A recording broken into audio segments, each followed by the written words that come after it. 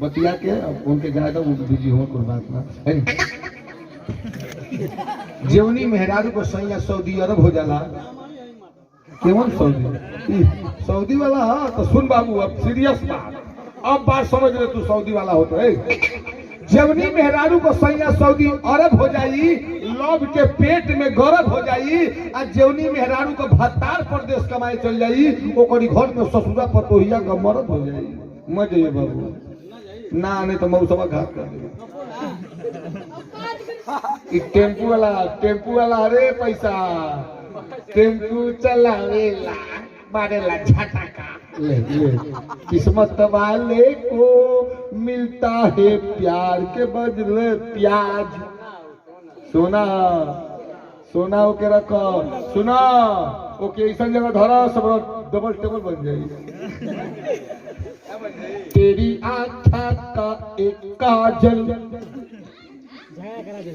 आजा तुझको पुकारे हमार क्यों ना मौसा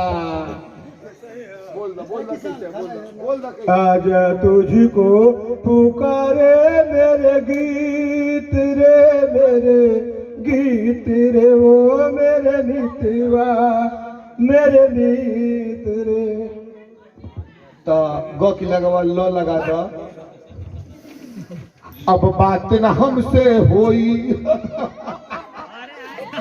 सुना ए मोरी करे जा दिले बार तुझे मोबाइल आके ले जा। याद कर जहिया कुआर रहलू जंगिया पर घूमत उघार रहलू। बुझ गई ना सही बात है ना। देखली हम सब के चलिए गाना लगाओ मौसा।